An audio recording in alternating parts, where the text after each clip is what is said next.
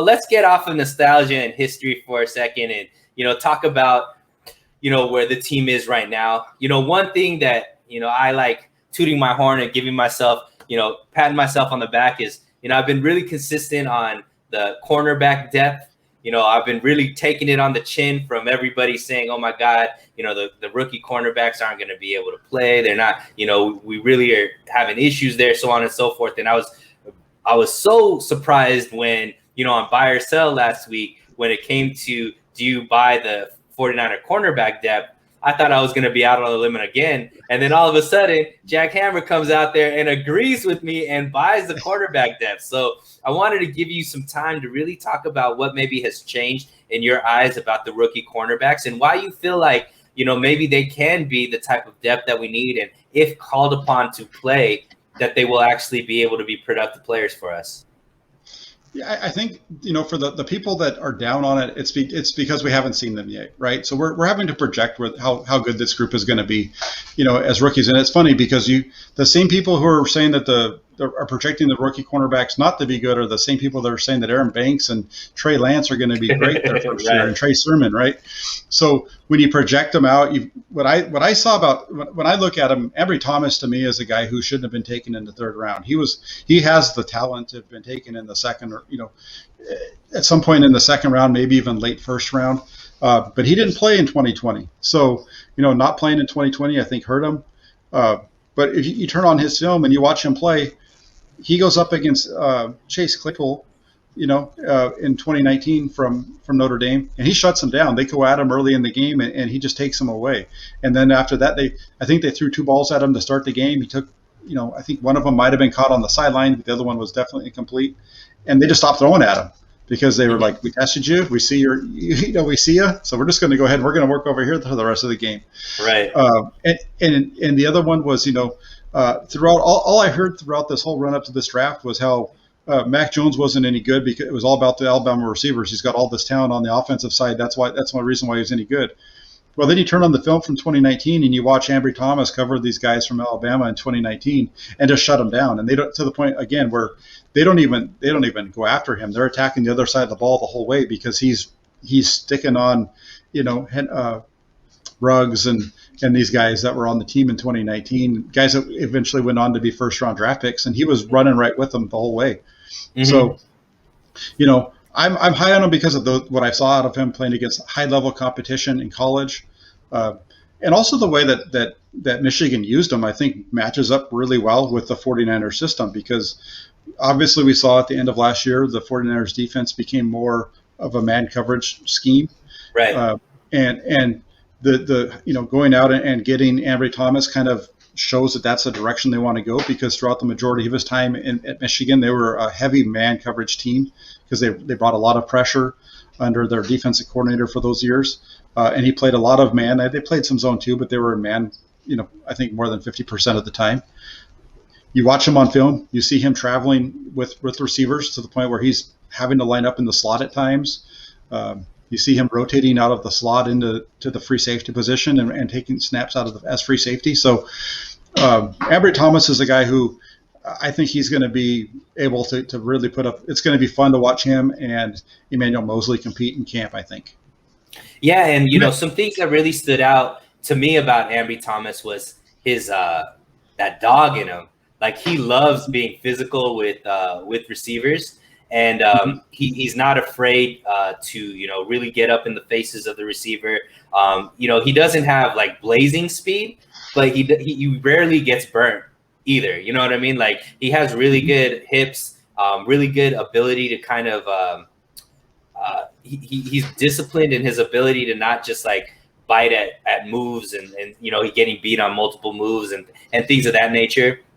And I think this draft was just one of the most, cornerback heavy drafts. There was just so many corners that were coming out this year that a guy like Ambry Thomas, like you said, who didn't play all of last season due to COVID, opted out due to COVID, slid. And this is definitely somebody who could have been, definitely a second round pick, but more than likely, if he played and had, a really great season, would be somebody that could be talked about in, a top, bottom half of the first round draft pick. And the reason why I think that, he, even though he didn't play his last season, he still played 3 seasons with the Michigan, and he played, double-digit games in every single season. So this is somebody who plays aggressive and has also shown the ability to stay healthy, playing at a high level as a starter for a team like Michigan, who always is, national televised games, always going to be in the spotlight. And for him to have that type of pedigree, in my eyes, bodes well, because one of the problems that we've had with cornerbacks is health. And this is somebody that doesn't have any health issues, somebody that plays aggressive and still has been able to show themselves to stay healthy. And I think that's a huge, huge asset for the 49ers to have. And if he doesn't have to play, maybe he beats out Moseley and ends up being, the number 2 receiver next to Verrett. But if he does sit and gets a chance to watch, he's definitely going to get in there sometime, because we know that one of these cornerbacks is going to be injured at one point or another.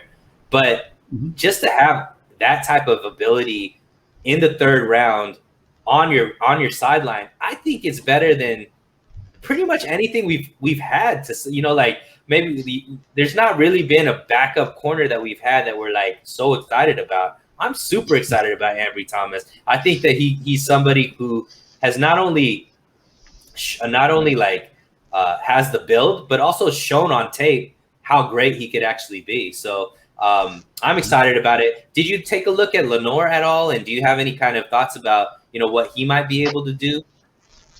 I haven't really watched him as closely. I know, the one thing that from some of the folks that know of him, they've mentioned how good he played against N'Keal Harry, yeah, yeah, from that's now with New England.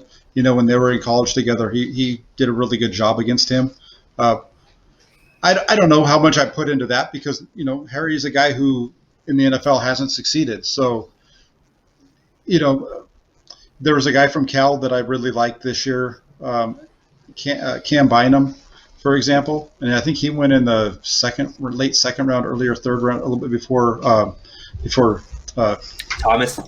Thomas. Yeah. And he's a guy who I really liked him because you watch him on film and he shut down Brandon Ayuk when they played against each other, and Ayuk's somebody that's played really well, right? Right. So when I watch these guys, I try to see, them play, if I can find film of them taking on guys that have become really good NFL players and so on and so forth. And he kind of had that happen. At least Lenore hasn't had that happen, excuse me. So I just don't know enough about him to really project him. But I think, with Thomas, if Thomas can play to his potential, if Verrett goes down and you have Moseley and Thomas, I think that's a good group. Or if it's, the other way around. As long as Thomas is on the field with one of those other 2 guys, I think the Foreigners are going to be in good position. Let's put it that way. And if Verrett could have the type of season he had last season, and where Moseley could be what we think he could be, now we're talking about, 2 bookend corners that could really, be strengths of our team rather than, kind of like the question marks, right? Yeah, and then Thomas also can play in the slot too. So that's the other nice piece about him. He kind of fits all across the board in the cornerback spots. Jack, why don't you take this question? It's from Raymond Martinez Jr. What up, fellas? What up, Raymond? What do you think Moseley can do to improve this upcoming season? I think Moseley just needs to stay healthy. When he's been on the field, he's played really well. The only time that he's really struggled is when he's gone up against guys who are on the bigger end, right? And I don't think that there's anything he can really do to improve there. He just needs to stay healthy. He's a guy who kind of falls in the Ambry Thomas mold because, if you remember, he wasn't the starter at the start of 2019. That was Witherspoon. But then when Witherspoon got hurt, all of a sudden now they're bringing in this guy, Moseley, and everybody's like, who's Moseley? Who's this guy? He's an undrafted free agent out of Tennessee. He's never played. Nobody knows anything about him. And I remember, on the blog that Grant used to write for, I was commenting all the time over there, and I was like, give this guy a shot. He's obviously shown something to the coaching staff that he's the first guy off the bench in this case. I think they're going to be okay with him for a game or 2, and then he eventually takes the job. So I really like him. It's just that when you compare him to Thomas, Thomas is a guy who was drafted in the third round, probably has more upside. So that's one reason why I would say he might be a little higher. I can see those two being their future at corner would be those two guys, and then Lenore maybe a backup for a year or two. Yeah, I mean, I think Moseley has overachieved by any stretch of the imagination to be an undrafted rookie cornerback to now being a starter and somebody who, got another contract from the 49ers. I love his confidence. I think it's just going to be more just understanding technique. Like you said, he has to be able to play against these bigger receivers because the way that the NFC West is stacked up, now these teams are coming with two really skilled receivers, big guys that guys that are dependable and guys that are big names as well. So there's no in the NFC West as a cornerback, that's the toughest position right now because there's nowhere to hide. You're always going to be going up against somebody who can burn you and who can make you look stupid. So I think just everybody has to step up their game and understand there's no more taking plays off because that one play you take off, all of a sudden, it's to the house. So it's tough. Yeah. NFC West cornerback, that's a tough place to be right now.